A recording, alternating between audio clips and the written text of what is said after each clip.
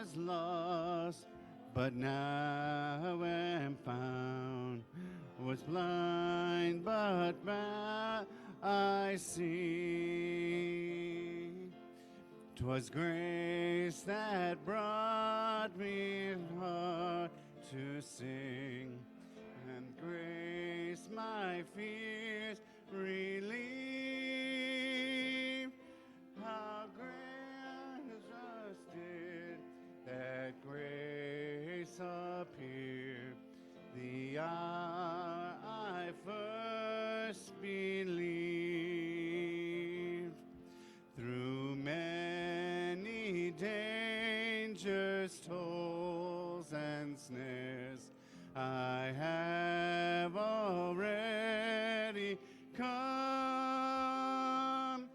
'Twas grace that brought me safe thus far, to freedom that will last.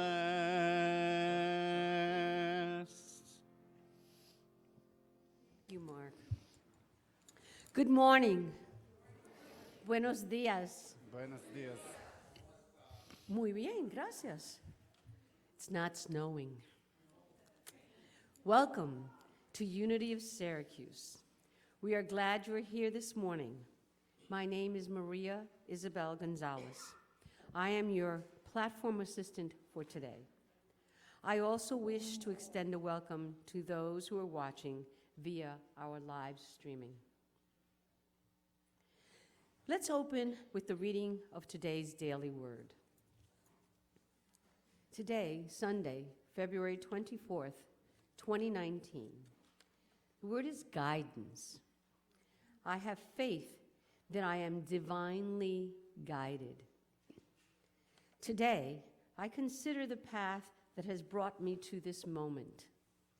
Looking back at past situations, I now see that seemingly insurmountable obstacles held rich new opportunities to allow my Christ self to guide my every choice.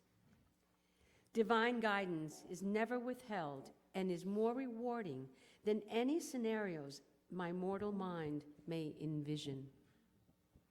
Just as I encourage others to actively seek enlightenment from their inner source, I remind myself to do the same. Spiritual guidance is readily available to me and to all creation through a divine connection. Through Spirit within, my perspective changes and possibilities become reality. I have faith that I am divinely guided. I will instruct you and teach you the way you should go. I will counsel you with my eyes upon you. Psalm 32:8. Guidance. Growing up in Spanish Harlem was a very profound experience for me. Our 10-block radius insulated us from the rest of the world. In a way, it was a community unlike any other, and yet like many others. We had our numbers runners, our gang leaders, our ladies of the night, our religious leaders, our stores, etc. We even had our own movie theater. Granted, it was lacking in many comforts, but because we seldom ventured outside of this 10-block radius, we had little to compare it to. That is, until I was old enough to be exposed to the rest of the world. Catholic Charities sent us to summer camp, took us on weekend field trips, while PAL provided us shows showed us how to push forward. Once I learned about the wonders outside of my community, I remember thinking, I'm not meant to stay here. This is not where I belong. I want to live. This is not where I want to grow up. The streets are not my only way out. And I became oppositional. If my peers were doing drugs, I was reading a book. If my peers were stealing, I was collecting empty bottles for the few pennies I could have for candy. If my peers were planning on moving to the public projects housing, I was dreaming of living in the country. In other words, I was guided. I was led down a different path. I was being prepared for something else. for something different. At 72, I can honestly tell you that allowing Spirit to guide me allowed me to become the first high school graduate and college graduate in my family, and to set the benchmark for those younger coming up behind me. Today, I allow Spirit to guide me towards the legacy that I, like all of us, will leave behind, and the example that I leave for my granddaughters.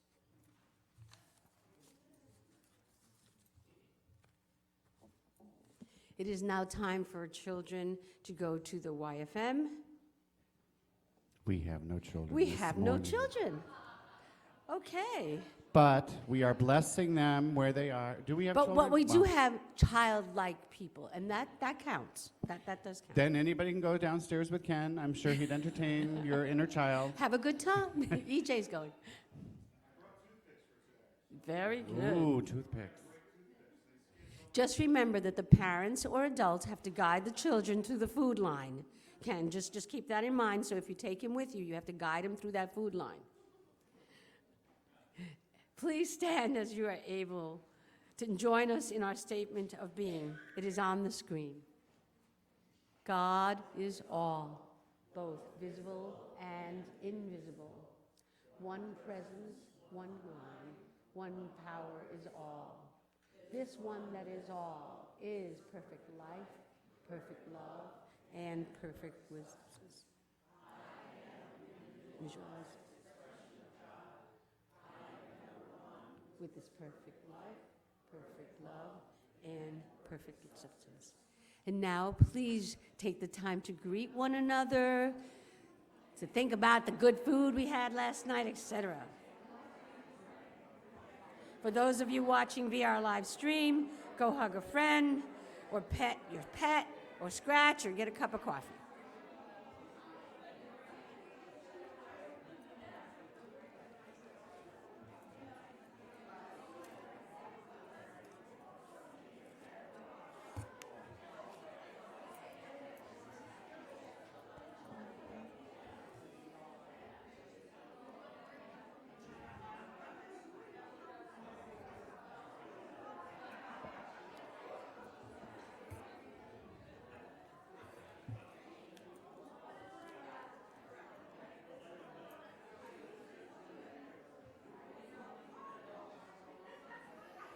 Okay, rowdy bunch this morning.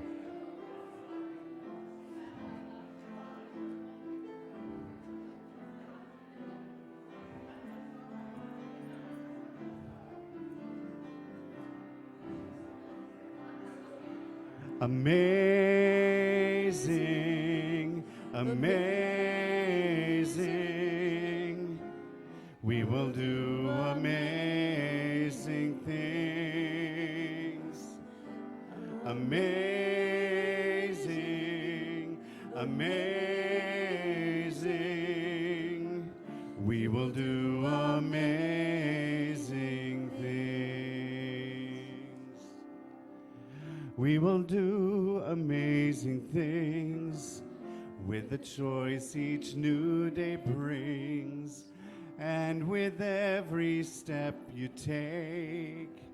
Bless the progress that you make. The reason you live is there in every gift you give. Love your life, love your dreams, and you can do amazing things. Amazing, amazing. We will do amazing things. Amazing, amazing. We will do amazing things. Oh, the places we will go, and the people that will know. Don't worry when or where or how. We don't need to know that now. You're on the right track. No need to look ahead or back. Just enjoy what each day brings, and we will do amazing things. Amazing,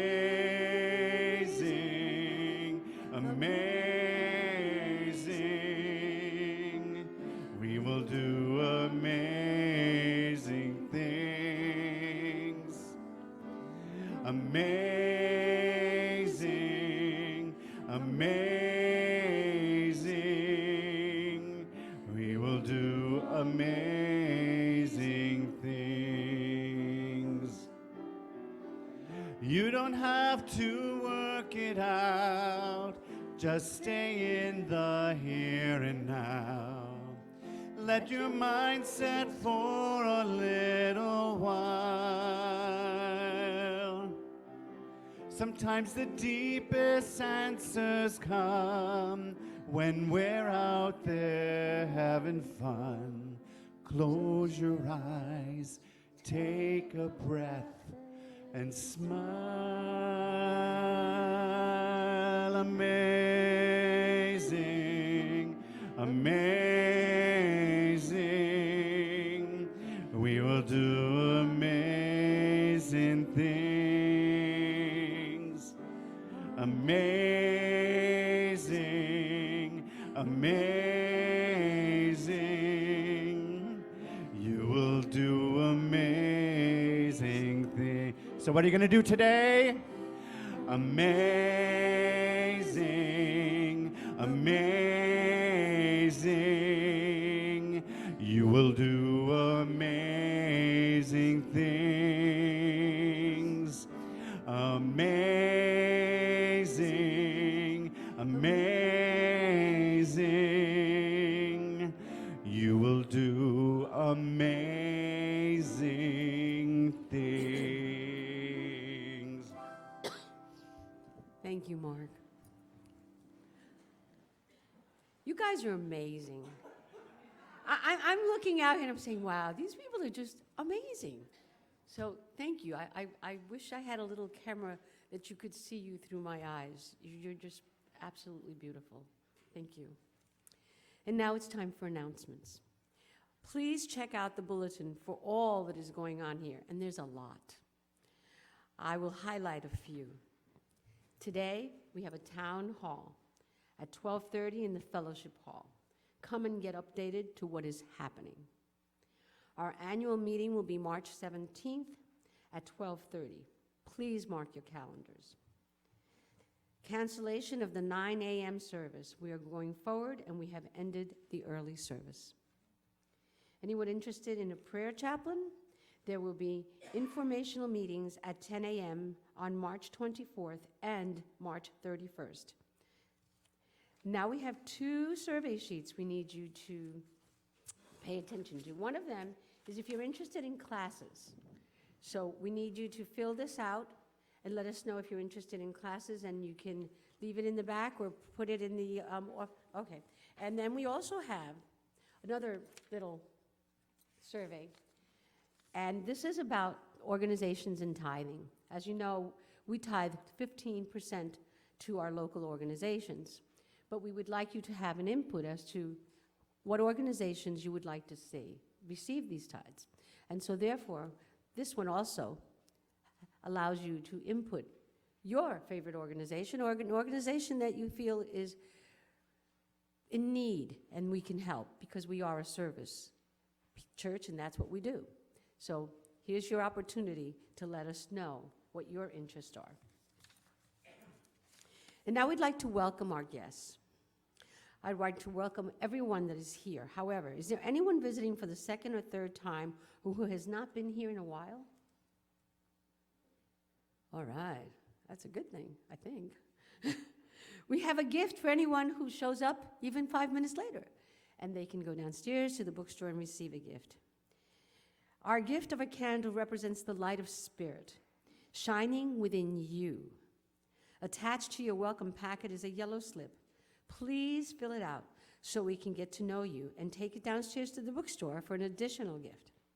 We invite all of you to stay after the service and join us in fellowship and refreshments. And believe me, the refreshments are out of this world. If you weren't here last night, you're in for a treat. Now we have our 5 basic principles. On the screen, you can see our 5 basic unity principles. These are the basic tenets of unity. Are there 2 of you who have seen one of them demonstrated in your life last week? Please keep your share to 1 or 2 minutes. Somebody out there has experienced something that has to do with the 5 basic principles. I'll share. Why not? I marvel at the energy that I feel when I walk through the doors of this church.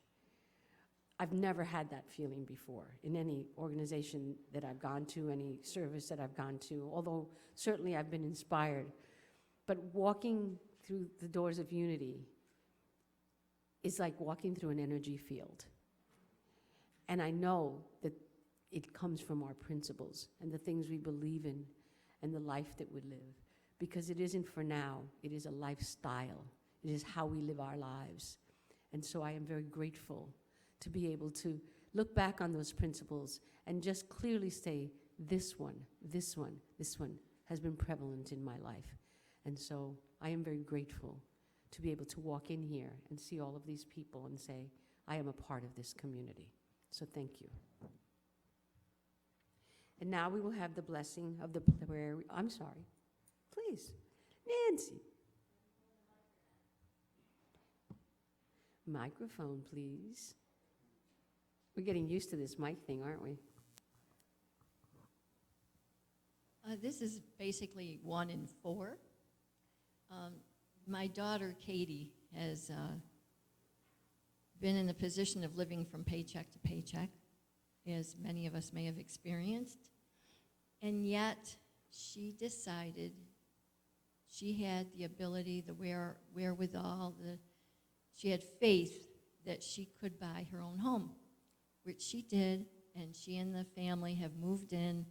The kids have double the space they did in their rental property, and they're loving it, just running all around and having a great time. And I'm so grateful that that has happened. Yay.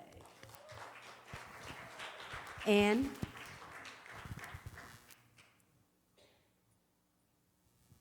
I know that this is a given, but I just wanted to make the connection. Last night we had a wonderful appreciation dinner for all of us who have volunteered over the many, many years. Guess what? That's number 5. Practice, practice, practice. So I speak that for everyone. Thank you, Anne.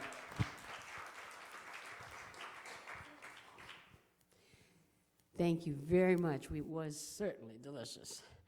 And now the blessing of the prayer requests.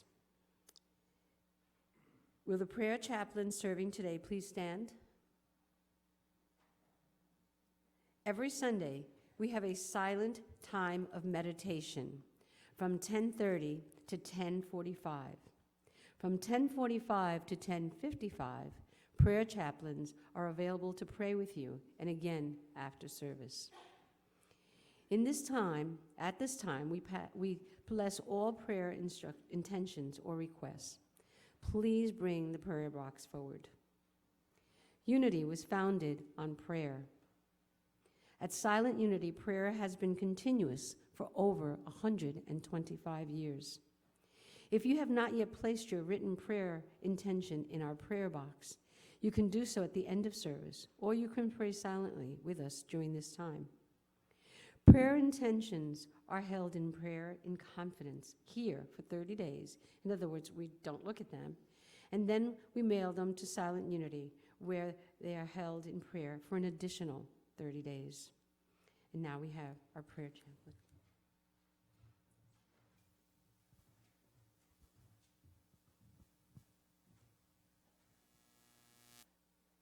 Will all join me, perhaps hopefully closing.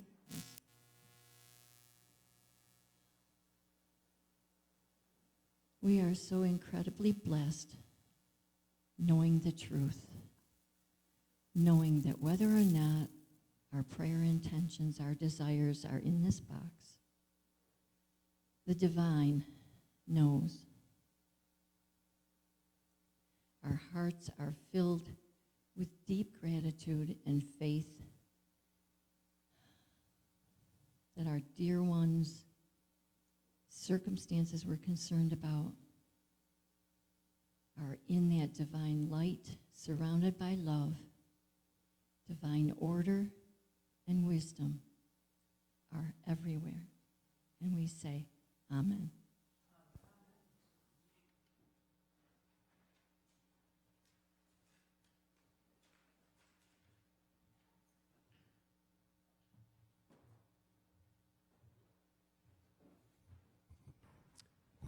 Good morning.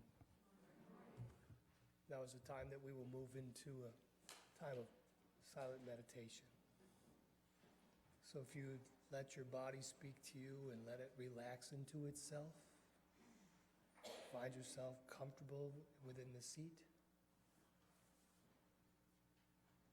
Allow yourself to bring forward into your hearts and into your minds that thing that when you see it lets you know that God is present.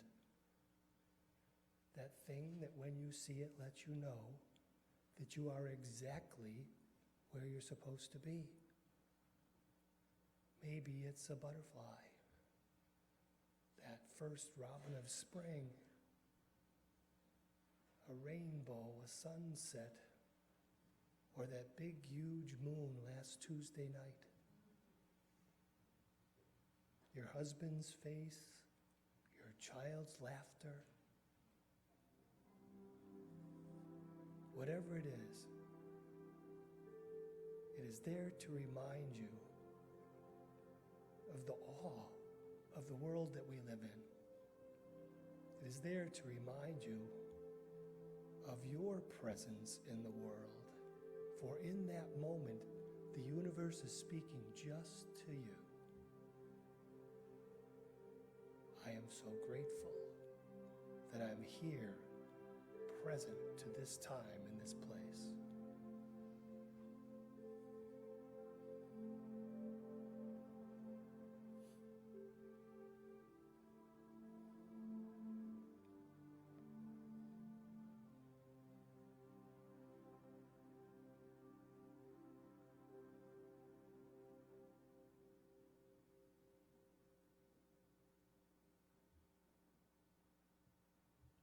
And as we take that breath together and return to this space, let us remember that you are exactly where you need to be this morning.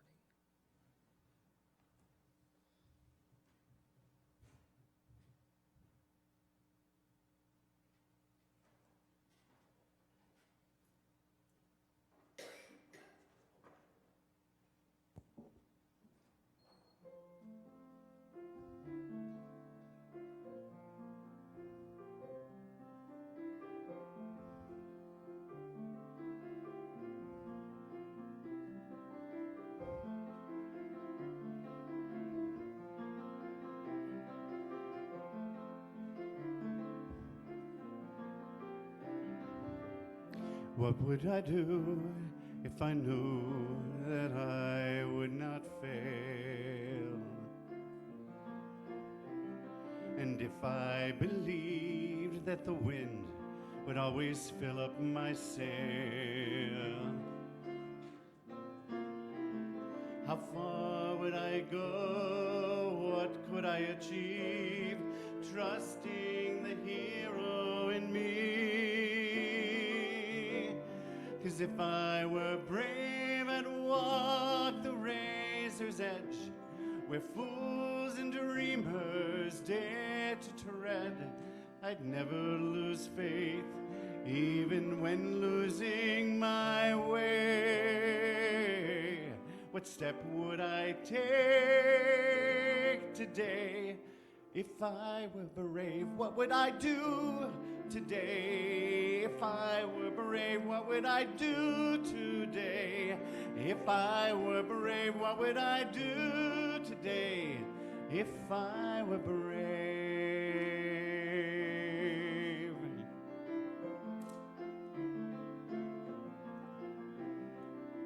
What if we're all meant to do what we secretly dream?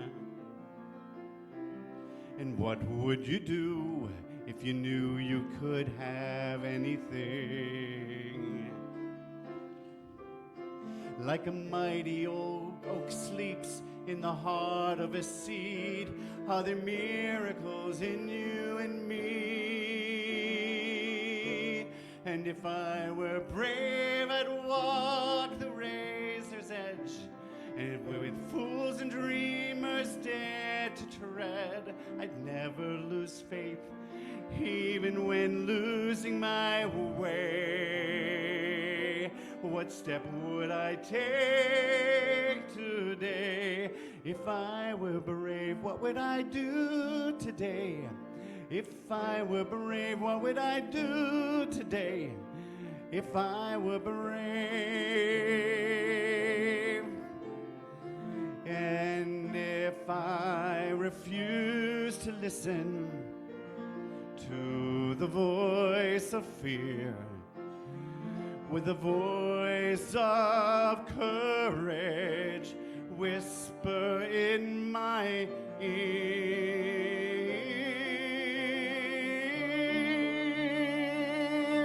'Cause if I were brave, I'd walk the razor's edge, when fools and dreamers dare to tread, I'd never lose faith, even when losing my way. What step would I take today? If I were brave, what would I do today? If I were brave, what would I do today?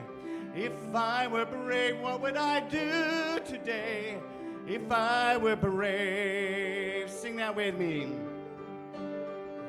What would you do today? If you were brave, what would you do today? If you were brave, what would you do today?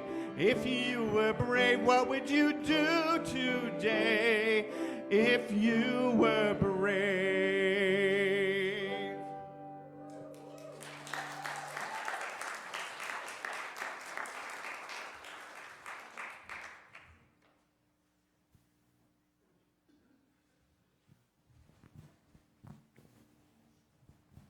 Am I on? Ooh. I'm not a techie, so most times when I come here to talk, it doesn't work right. That was gorgeous.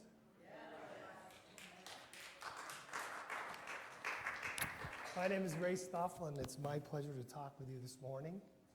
And Mark has this gift of intuition. He knows exactly what he needs to pray, or play for me, so thank you. So could we put the first slide up, please? You already saw our 5 principles, and these are our 12 unity powers. So they're spiritual powers that we all have inherently. And I'm not going to talk a great deal about them, but I'm going to refer to them for once in a while. So I'll just leave them up there. I'm going to start this morning by asking you a question. Do you believe that God is on your side? Yes. Do you really believe that? Yes. Okay, so what are you going to use for proof? How are you going to prove that to somebody that has no concept of God at all? Or even more difficult, how are you going to prove that to somebody that used to believe and has stopped believing for some reason? Now, you've all had those conversations. Is God real or just a myth? They happen at Thanksgiving, right before dessert, right? But what would you do if in the middle of that conversation you had the realization that your concept was flawed somehow, that it was incorrect? Would you then become a person that would turn your back on everything you believe in? And then, could you embrace a whole foreign new idea of God? And would you do it with the same fever and same passion that you bring to this place today? Because what if the Greeks and the Romans were right?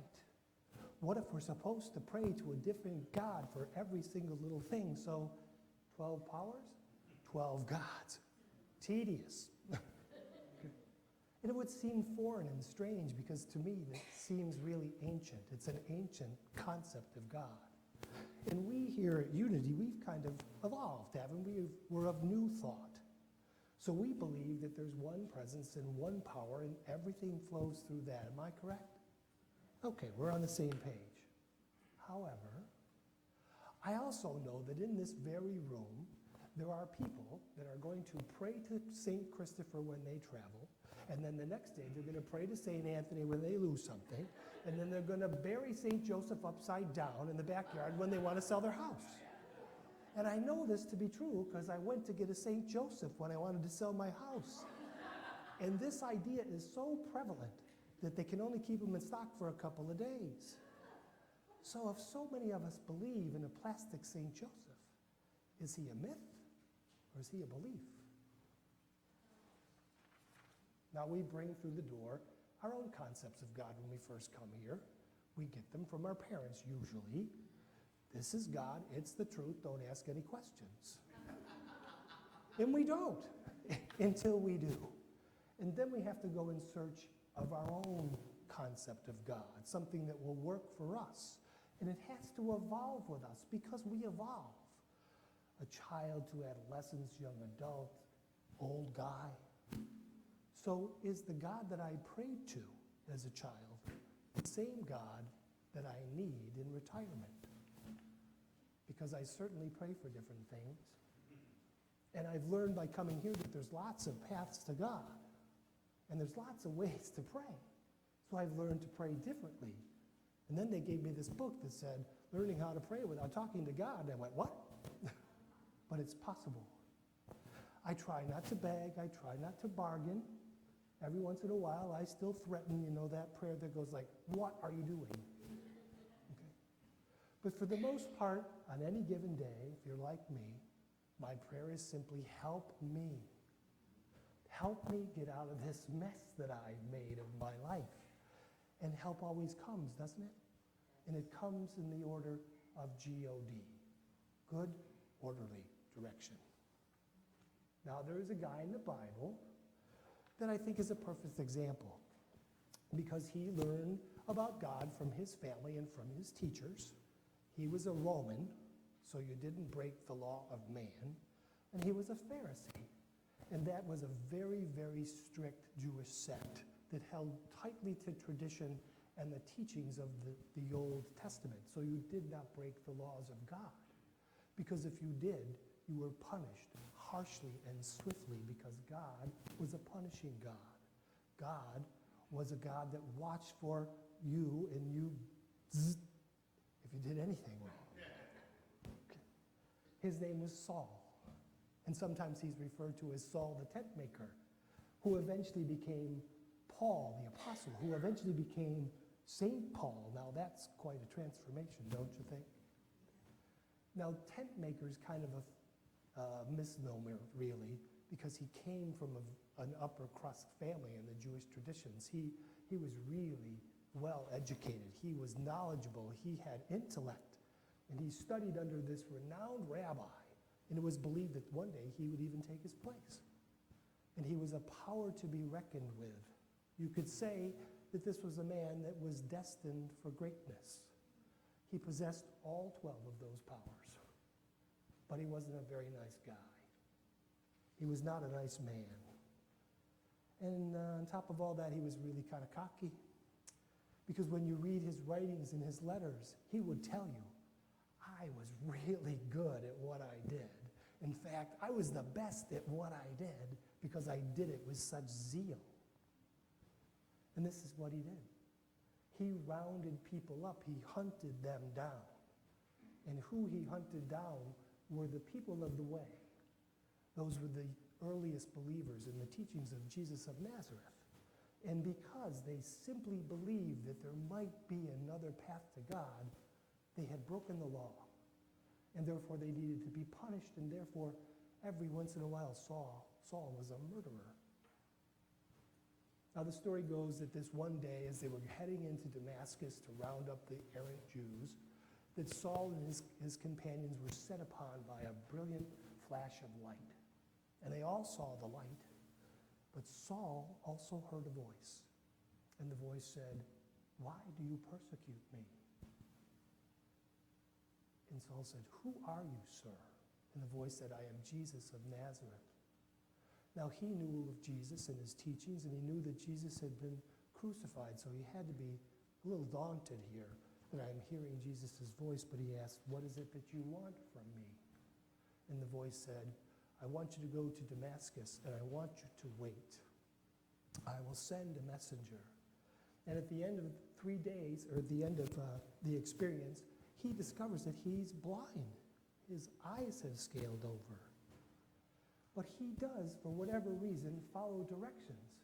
And this is not a man that is used to being told what to do. But he goes to Damascus and he sits and he prays. Now I need to ask you this morning, my friends, who do you think he prayed to?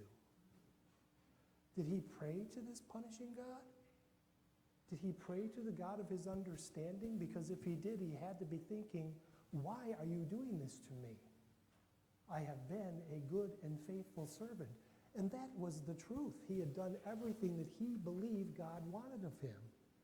He had done horrible things, but he had done them in the name of God. And I need to tell you that as I wrote this talk and realized that 2,000 years later in Syria, in Damascus, there are still men doing horrible things to one another in the name of God. The more things change, the more they stay the same, sadly. Now, if it was you or me, I know this would be my prayer. Make it stop. I'll do anything, please, just make it stop. And I imagine that was part of his prayer to the God of his understanding. He begged maybe for a little mercy, but it didn't stop. It didn't stop until, true to his word, Jesus sent that messenger, a man named Ananias, who had been a faithful follower of Jesus. And he was terrified because Jesus wanted him to go talk to Saul, and Saul had this reputation. But sometimes, like you and I, we are called to be the messenger. We are called to go to another and share our experience so they too can grow, and that's exactly what he did. He went to Saul, and he explained to him about his experience of the still small voice.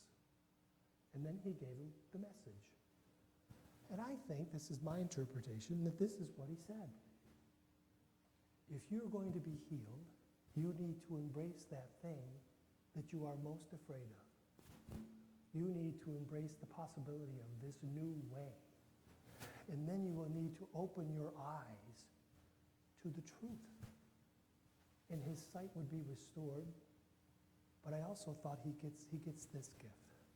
He gets the gift of new thought. Because metaphysically, Saul represents the power of will. But so does Paul. And here's the difference. Will, when it is just left to itself, can cause a lot of trouble in our lives. It is self-will run riot. You've heard that phrase before. But will, when tempered with love and understanding, allows us to do amazing things. So Saul was given the choice. Will you remain where you are, leave in the old way, and kind of stay a misguided man?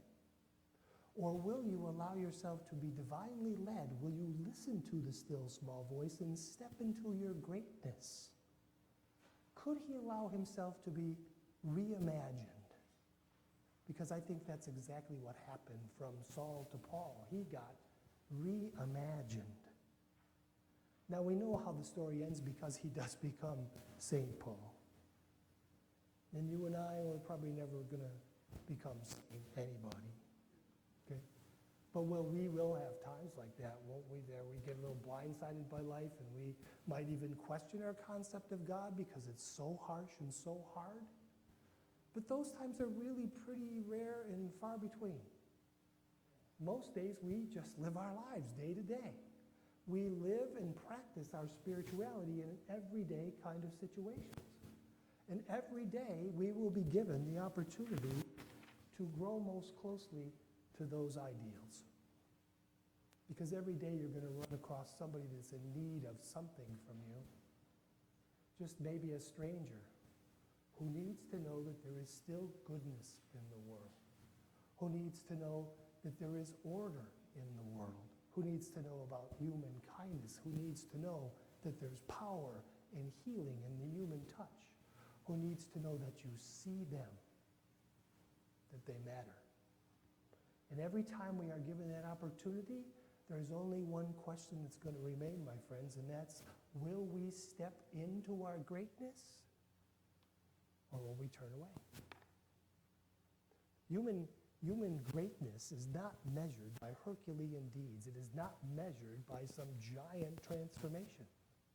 Human greatness is usually found in the very center of the smallest human kindness.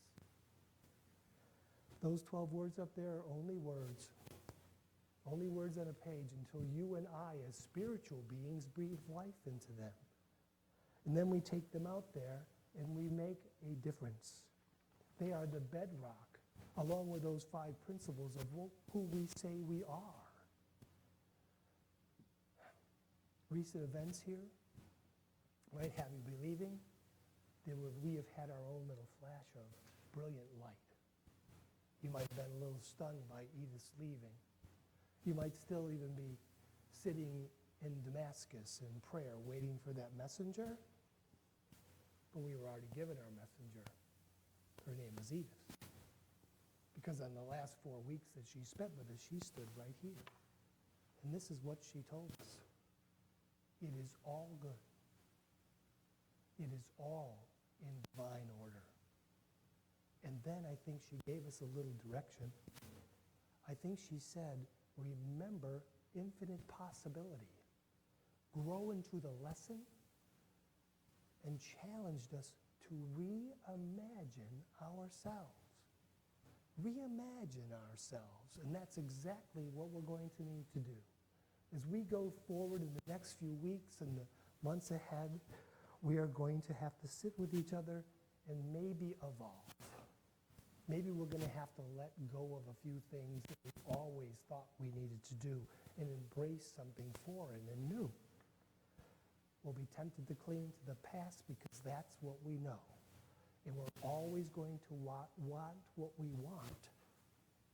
But if you've been here long enough, you know that even though we pray for what we want, Spirit leads us to what we need.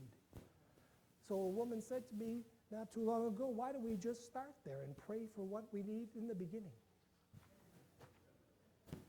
And this is the beginning. And before we can do anything, we must embrace the thing we're most afraid of, the unknown, because we do not know. If I were brave. Now, I said at the beginning that Saul was a little cocky. He possessed all those 12 powers, and he knew it. But so did God. That's why he was chosen. And for the very same reason, you too have been chosen. To be here at this time, in this place, to help the Unity of Syracuse evolve and grow into those ideals, and actually, at the same time, grow closer together. Because when you enter into a journey of the unknown, it can be pretty scary, but not if we've got some hands to hold. Every time a new person comes through that door, we will be given the opportunity to live into who we say we are. Are we loving? Are we welcoming? Are we inspiring? They'll pay attention. They'll be wondering if it's true. Can we live into that promise that we make to any new person that walks in the door? Whatever brings them here on that day, maybe it's just for a visit. Maybe they're looking for something. Maybe they're searching for a little G-O-D. Or maybe they have that question, is God on my side? Because that was my question when I came back here. I had not been in a good place. I just had one of those conversations with God. It's like, okay, you say you're back on my side, then prove it. Because I did not think that the God of my understanding was being very kind to me. And he sent me a messenger whose name was Tim. And he said, go back to church, you'll like the new minister. And I did. And I came through that door and I sat back there. And there you were. The proof. You were, you are, and you will continue to be my proof that God is on my side. Every time I come here, I receive the smallest bits of human kindness. Those hugs, that love, that inspiration that lets me know that I'm exactly where I need to be, that I am headed in the right direction, that this is indeed hallowed ground. And so this morning I'm going to affirm for us that we are being divinely led. And I know that to be true because you have taught me to believe in God. As always, I'm humbled to be up here. I don't know how I got from there to here. But thank you. Let's stay.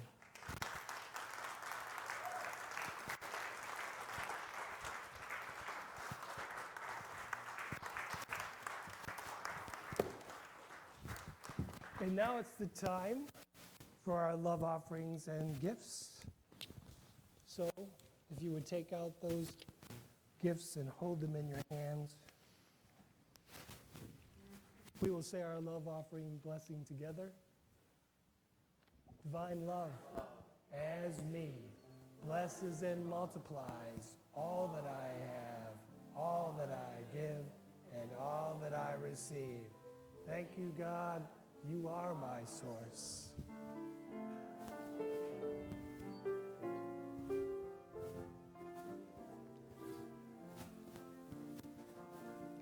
Sing the song you hear. Sing the song you hear. Just as Master Jesus taught us. Sing the song you hear. Everyone together. Sing the song you hear. Sing the song you hear.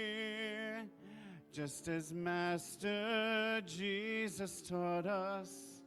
Sing the song you hear. God is so good.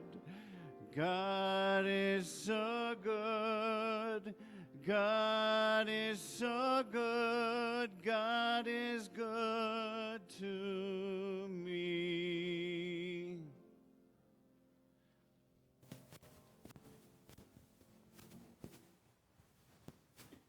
Thank you, Lucy. Yeah. That energy that's in this room that Maria talks about, we just pull that into our hands and we hold it over this blessing. And last night we did celebrate all that we bring here. Mm-hmm. We celebrated tithing in the giving of our time and our energy and our love. And so too, let's celebrate this giving of our money substance, and knowing that we will go forward continuing to feed one another. Because it is all so very good. And we say thank you, and we are blessed. Amen. Amen. Thank you, Lucy. And now we will not bring our children up, but we will bless them. We are blessing our children wherever they are, and see them surrounded by love and light throughout the week. Thriving in youth and family ministry. Very good. Now, for protection.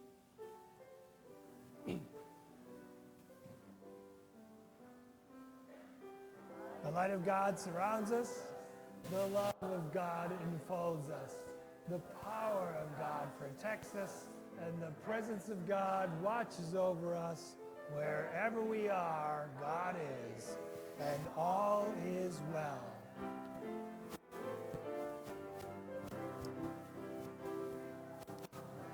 Let there be peace.